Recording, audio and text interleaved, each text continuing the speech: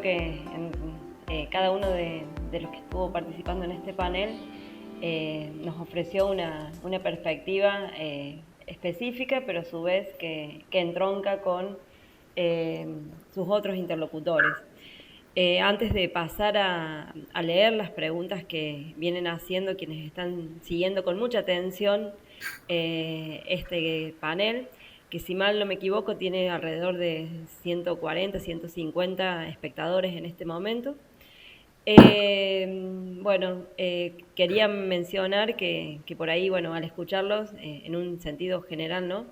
Creo que se ponen en discusión cuestiones que hacen al debate epistemológico sobre, cómo construimos y cómo representamos el territorio, tanto desde una perspectiva que considera las múltiples historicidades como sus usos, desde criterios que tienen mucho de pasado, pero que también entroncan en perspectivas críticas, por ejemplo, como lo decía Rafael, en torno a estas posiciones decoloniales que buscan deconstruir formas de concebir determinados espacios, pero que simultáneamente también dan cuenta de continuidades en muchos otros aspectos.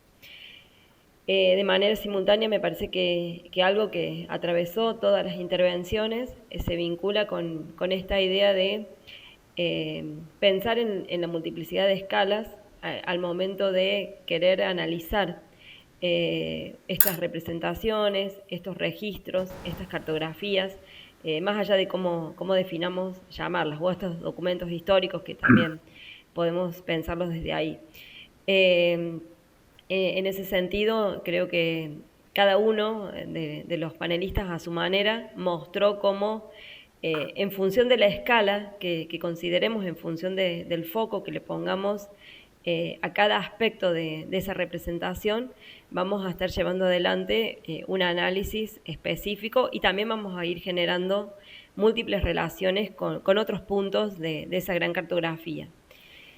De manera también similar, me parece que al escucharlos, o por lo menos no sé si era la intención de ustedes, pero sí fue una cuestión que me surgió en esto de, bueno, cómo cada trasmapa que mostraban, algunos del siglo XVII, otros, los últimos mapas de Norberto, los mapas que traía Rafael, incluso de otras geografías, no la pampeana.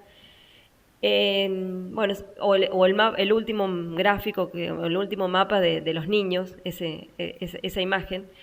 En realidad, pensaba en esto de cómo así, a veces, cómo los historiadores nos hacemos el foco en leer los documentos y describir o descifrar caligrafías que a veces son distintas y las tenemos naturalizadas y sabemos qué cosa se escribía de una determinada manera. Bueno, como cada trasmapa, en realidad hay formas de organizar, hay criterios, hay colores, tanto el mapa del siglo XVIII como el del Google, que definen criterios epocales, que en sí mismos, su entendimiento, porque no es solamente su visualización, sino su entendimiento, implica muchos conocimientos por detrás, técnicos, pero también de quienes están por detrás, desde la geografía, con las lagunas, los médanos, hasta el nombre de los caciques que habitaron esa región o de las ciudades contemporáneas. Entonces, al escucharlos en su conjunto pensaba en eso, en cómo muchas veces buena parte de los estudios etnohistóricos, y acá sería, si se quiere, como una pregunta o algo como para poner en debate, ¿no? En realidad, a veces toman o tomamos a estas construcciones cartográficas más bien como meros ilustrativos o como algo que, simplemente se referencia en el marco de una argumentación general, sin por ahí darle ese valor heurístico que implica la construcción de cada una de estas cartografías. Bueno, eso lo dejo como gran pregunta. Pero para dar lugar a quienes están esperando sus respuestas, voy a leer algunos comentarios que Constanza fue poniendo en el chat. Si les parece, leo todos y después en orden vamos contestando. Y por ahí si después aparece otro conjunto de comentarios, bueno, hacemos una segunda ronda. Bueno, Sergio Smith pregunta, entiendo que en relación a la intervención de Rafael, sí podríamos decir que la segunda rastrillada registrada en nuestra historia para el área pampeana es el camino de los Tuchimaníes, anotada asimismo por la expedición al sur de Juan de Garay en 1581. Perdón, Tubicheminíes. Perdón, estoy sin los anteojos y no distingo bien. Gracias, gracias, gracias. Perdón que se me fue el chat, ahí vuelvo. Bueno, también una intervención de Manuela Aponte que dice, los registros cartográficos de los pueblos indígenas pueden ser uno de los últimos vestigios de los verdaderos asentamientos. Lo hace respecto de la provincia de San Luis. También entiendo que se refiere a la intervención de Rafael. Bueno, acá me parece que ya estamos en la parte de Ailem. También Sergio pregunta, o comenta, mejor dicho, el catastro oficial de la provincia de Buenos Aires del año 1864 está con, y ahí entre comillas, norte al sur o dado vuelta. Bueno, también está de la cuestión del norte o sur, creo que es algo que amerita varios análisis más. Bueno, otro comentario de Sergio, el de Fagner es comparable al de Cano y Olmedía, que este último es muy superior en información. Luego Graciana Ricabarra pregunta a Rafael dónde puedo consultar los mapas que ha reconstruido sobre el territorio de Ranculche. También Graciana, mi tocaya, le pregunta a Ailem dónde se pueden consultar sus trabajos sobre las fronteras hispanoindígenas. Y bueno, y felicita por la iniciativa, por socializar estos trabajos con mapas y cartografías que son fundamentales para la reconstrucción del pasado. Bueno, unas felicitaciones, muy interesante la ponencia para Norberto, lo dice Carla Luján Aguirre. Y Graciana Ricabarra también le dice a Norberto, he acudido a sus mapas por estar ampliamente divulgados en diferentes publicaciones. ¿Tiene una dirección que me pueda recomendar para acudir a ver los mapas que está presentando? Bueno, por ahí no son preguntas tan puntuales, pero quizás puedan estar haciendo algunos comentarios en relación a lo escrito en el panel, en el chat, y por ahí a mi pregunta general. Si les parece, empezamos por Rafael, luego Ailem y finalmente Norberto. Bueno, gracias a todos y todas que estuvieron escuchando y comentando y preguntando. La verdad que es muy interesante escuchar a Ailem y a Norberto. También me surgen preguntas, también a mí, y comentarios. Muy rico todo lo que hace Norberto y lo que hace Ailem. La verdad que ha sido sumamente enriquecedor escucharlos a ambos. En particular lo que comenta Sergio, bueno, es un comentario que la verdad que yo no tengo registro de si primeras o segundas, cuáles fueron las primeras o segundas rastrilladas históricas, desde el punto de vista histórico, ¿no? Que aparecieron en registros. La verdad que es algo que a lo cual no me he dedicado. Sobre todo porque él menciona la zona de provincia de Buenos Aires, en la cual yo no trabajo, y bueno, recién Norberto sí ha notado eso, pero es una zona que yo nunca he explorado, porque me he dedicado a la provincia de La Pampa y a la provincia de San Luis últimamente. Y por varios motivos. Primero, porque soy de la provincia de La Pampa. Segundo, porque hace más de 25 años que articulo con el pueblo Ranculche. Y bueno, y tercero, porque me ha siempre interesado la historia local y de dónde provengo, ¿no? Y volviendo un poco no sé si hay otro comentario. No, creo que era eso. Que no, capaz que Norberto tenga idea de registros históricos de los primeros caminos. Se me da por pensar que deben ser los caminos reales, los primeros que están mencionados en las fuentes históricas, que es un poco, me parece, donde apunta Sergio. Y pensando en lo que vos planteabas, Graciana, yo creo que un poco la propuesta en la cual estamos embarcados, nosotros desde este punto de vista, teniendo en mente antropología del paisaje y el pensamiento decolonial, es un poco de construir esa mirada histórica o tradicional, podríamos decir, de tomar a los mapas como si fueran meros reflejos especulares y no problemáticos de los referentes empíricos que están contenidos en los mapas. Yo creo que hay que problematizarlos, no descartarlos, porque son sumamente ricos y útiles, pero sí complementarlos con otras miradas, como hace Norberto, como planteaba también Ailén, con ese concepto poderoso de paisajes mestizos. Me parece que ahí hay mucho para explorar, igual que con las perspectivas multiescalares, como ella mencionó y como vos recién lo mencionaste.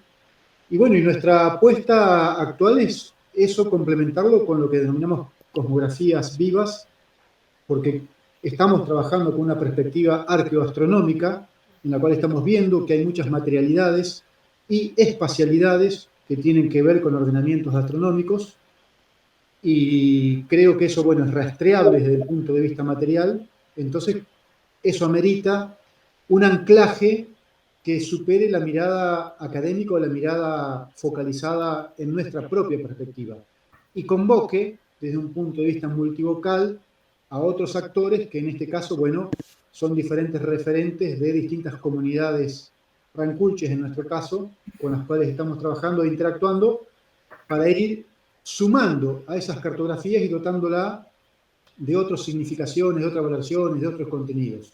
De manera sintética, eso es un poco lo que queríamos traer a discusión o presentar o para reflexionar y discutir entre todos, ¿no? Un poco, bueno, dejo ahí para darle paso a los compañeros. Muchísimas gracias, Bueno. Rafael. Dale, Ailén. Sí, empiezo un poco por las consultas o los comentarios respecto de los comentarios que hacía Sergio. Justamente era invitarlos a quienes escuchan a problematizar esta idea de, bueno, norte-sur y como aprovechar que estamos hablando de mapas elaborados en un momento en el que todavía todas estas convenciones que tenemos incorporadas y tan naturalizadas no estaban tan estandarizadas. Entonces invitarnos a pensar cómo poder, digamos, nos ayuda a pensar cómo podían pensar esos grupos indígenas que estamos tratando de encontrar, por ejemplo.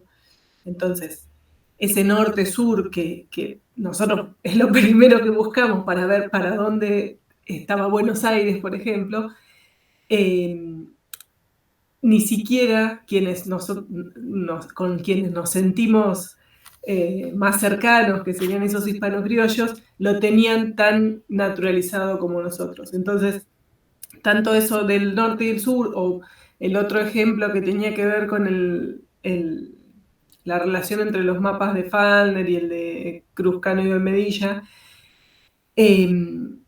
invitan también esta cámara es tremenda, invitan a que nos acerquemos a quienes todavía no se están dedicando a trabajar con mapas, a que cuando se encuentren con un mapa y lo quieran publicar en Tefros en la portada, se acerquen pensando en este tipo de parámetros de los cuales partimos, que nosotros los tomamos como totalmente obvios y que a veces parece que es evidente que ese que está todo vacío no tiene ningún tipo de detalle, y en realidad a veces tiene más detalles que el que parece cargado de información.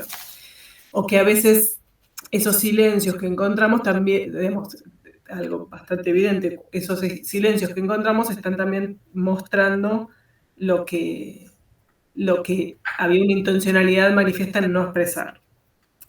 Bueno, la cámara decidió que estaba todo borrado.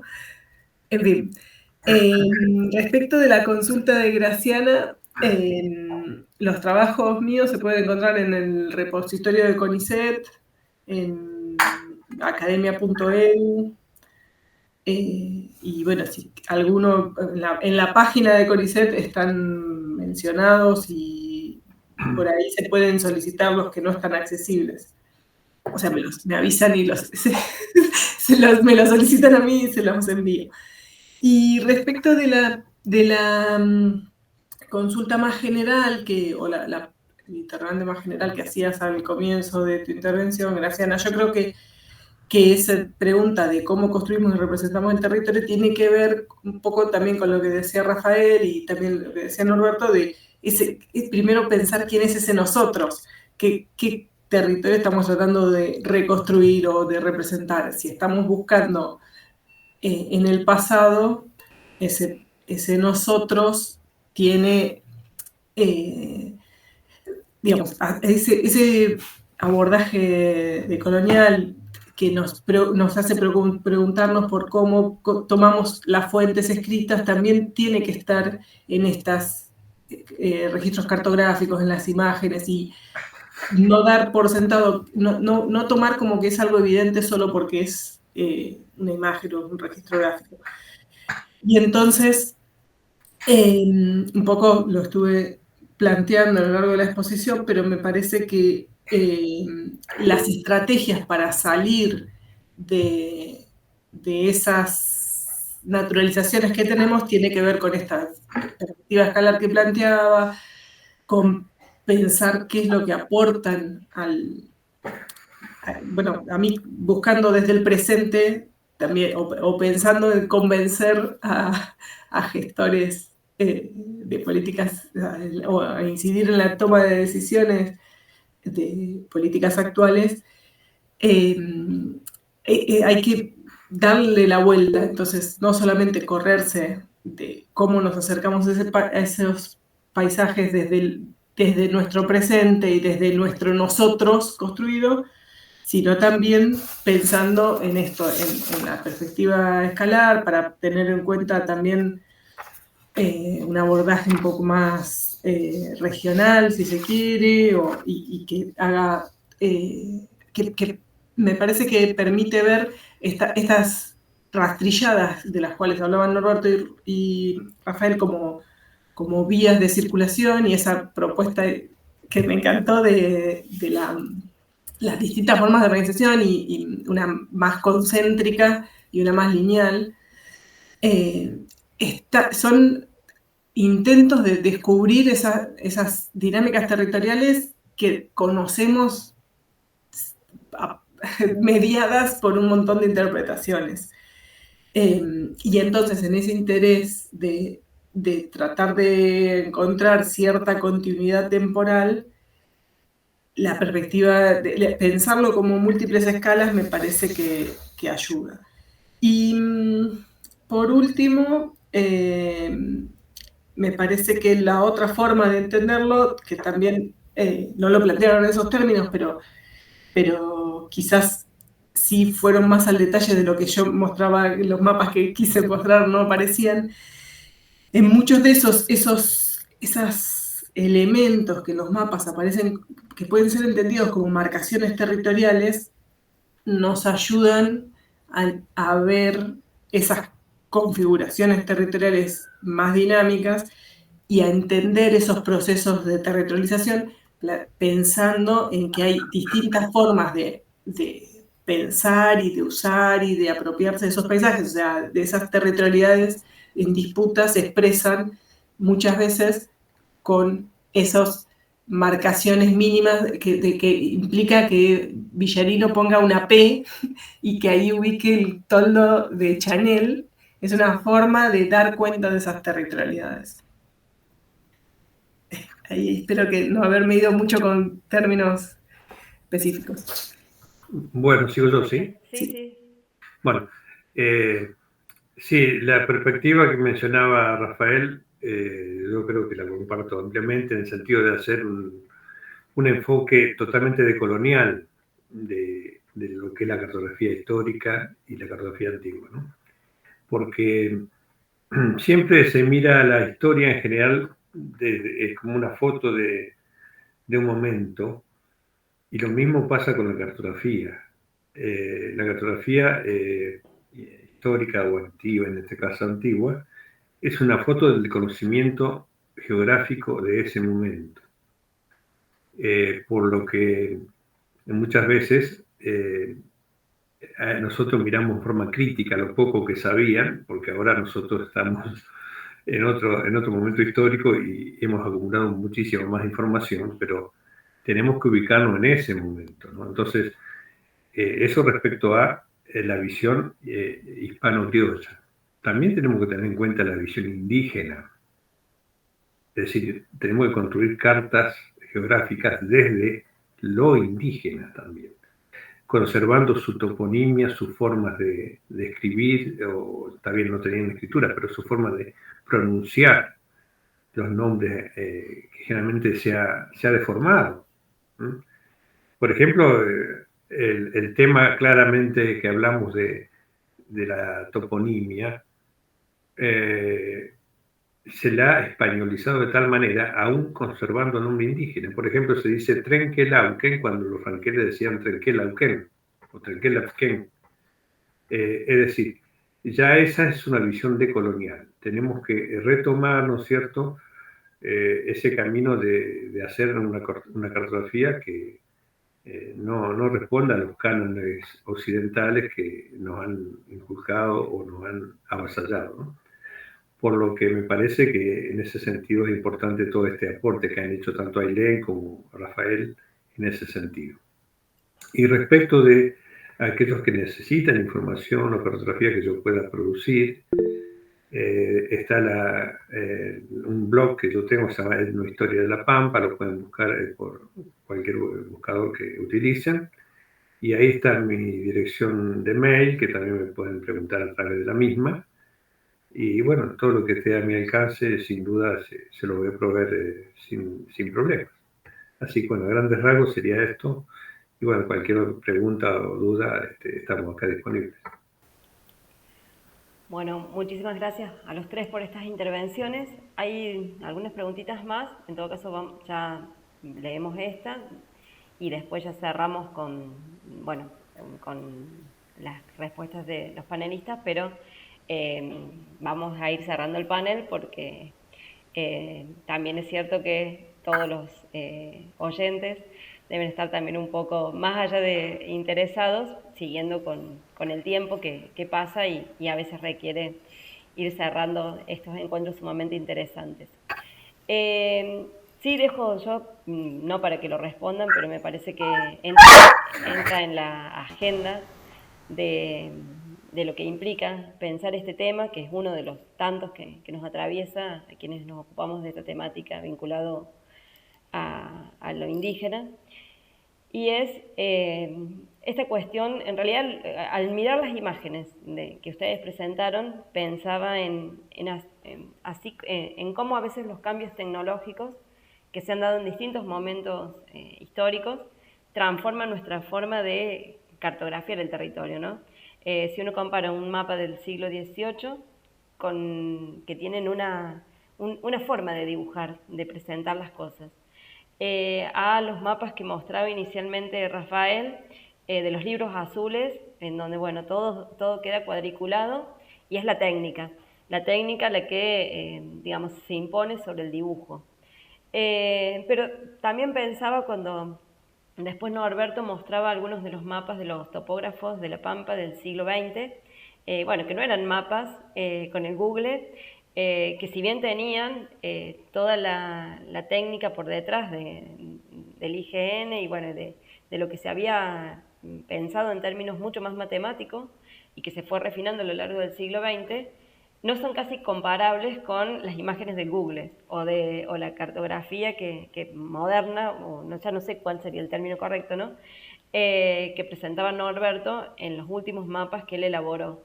Bueno, son diseños donde entra en juego la precisión, bueno, el detalle, pero en definitiva, bueno, detrás de esos momentos de los mapas, lo que también se pone, digamos, me parece que en el análisis o debe estar presente es cómo cada época decide construir validez a las representaciones que hace. Y casi como que hoy nosotros asumimos que un mapa generado, lo digo con todo el sentido de la palabra porque yo también asumo eso, ¿no? Un mapa generado con todas las coordenadas satelitales tiene mucho más nitidez que el mapa del siglo XVIII. Pero bueno, cuando lo pensamos en una mirada de complejidad, de un pensamiento que cruza muchas dimensiones de la realidad social, bueno, todo mapa, por más simple que parezca, nos está indicando una punta para iniciar un determinado análisis en muchas dimensiones. Así que bueno, esto lo dejo para la agenda para los próximos paneles. Sí voy a leer el comentario de, ¿quién era? Esteban Flores. Bueno, porque Sergio seguía haciendo algún comentario, creo que en relación al mapa de... ya me perdí. La señora en cuestión hizo mención al mapa de Belisario Villariño. Este piloto real hizo el mapa completo del Río Negro en su totalidad, que es fantástico, poniendo como punto final a la laguna de Huenchelaf. Bueno, Norberto, pronúncialo bien. Y después Sergio, sigo con Sergio y después voy con otro de los participantes. Dice, ese mismo viaje narra y describe datos increíbles, amén del mapa complementario de la desembocadura y el último tramo del Colorado, hasta tal vez lo que sería la actual localidad de Río Colorado, La Aldea. Bueno, me parece que esos son comentarios que aportan a los anteriores. Y hay una pregunta de Esteban Flores, que creo que también es para otro panel, por la dificultad de responderla. ¿Cómo se cruzan los datos aportados por este enfoque cartográfico expuesto con el concepto de Walmapu, tan sostenido por la dirigencia mapuche, acompañada por los sectores de la academia? Y a su vez, otro comentario de Esteban, el aporte del estudio cartográfico histórico puede conformar un cuerpo documental a un proyecto de reivindicación territorial o solo se quedaría en un asevero cultural histórico. Bueno, como dije, son preguntas que no sé si se van a resolver en este panel, pero bueno, invito a si alguno de los panelistas quiere hacer aunque sea algo, una idea. No creo que haya respuesta, pero bueno, esa sería mi perspectiva. Bueno, para Esteban, el tema del Walmapu hay que focalizarlo en algún momento histórico, es decir, la presencia mapuche, digamos, o de habla mapungún en las Pampas, en cierta manera es relativamente reciente, ¿no? Estamos hablando del siglo XVIII en adelante. Hacia atrás, por ejemplo, cuando Jerónimo Luis de Cabrera, nieto del fundador de Córdoba, atraviesa las Pampas desde el río Quinto, del cuarto primero, el Quinto, hasta el río Negro, no encuentran ninguna población que hablaba la lengua mapungún. Todas las poblaciones que encuentran hablaban la lengua de las Pampas, que era el caguané, que era la lengua de los que eran 10 o Pampas, ¿no? Eso partiendo de ese momento. Es decir que si ha habido una araucanización, como se dice, una mapuchización, fue posterior. Por lo tanto, no podemos hablar de Walmapu en ese momento, ¿no? Ya después, con el ingreso de Calfucurá en el siglo XIX y el avance, digamos, y su alianza con Ranquel en su momento, hizo que se formara una gran confederación que pudo haberse llamado, no sé en ese momento qué nombre recibía, pero que después fue llamada Walmapu, ¿no? Pero no sé si completaba el territorio del Pacífico del Atlántico, como se dice. Es toda una cuestión bastante, digamos, discutida. Es decir, es un tema para charlar largo y hoy, como decías vos, no se va a resolver en este panel, ¿no? No sé qué opinarán los demás colegas.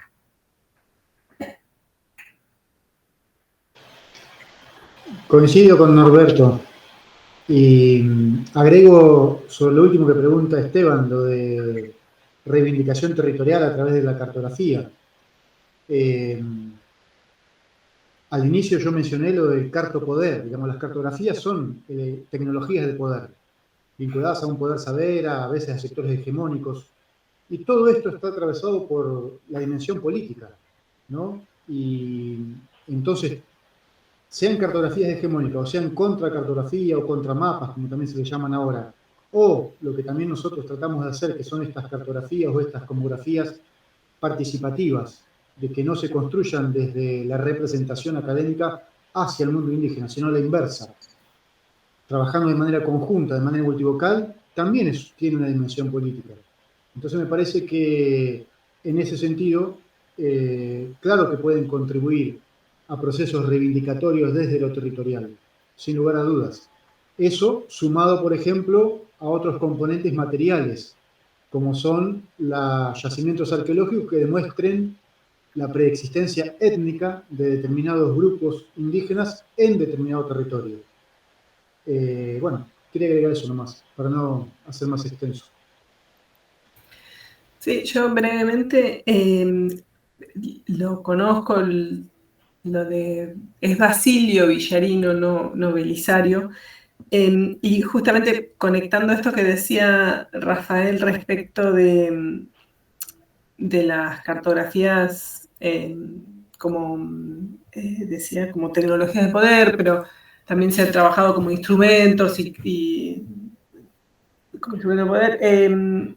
Me parece que eso contribuye un poco a darle una vueltita más de tuerca al planteo que hacías vos, Graciana, de no solamente los cambios tecnológicos afectaron esas maneras de cartografiar, sino y esta cuestión de las naturalizaciones, y que es lo que damos por sentado, que es legítimo representar y que la representación es legítima tener, sino también esas pujas de poderes que inciden en esas legitimaciones. Entonces, además de cómo han ido cambiando y cómo han cambiado los soportes en los cuales tenemos esas representaciones y cómo las reproducimos y, bueno, ahora todo este trabajo colaborativo que podemos hacer al mismo tiempo, como contaban ellos, me parece que esta idea de pensar que esa cartografía que estamos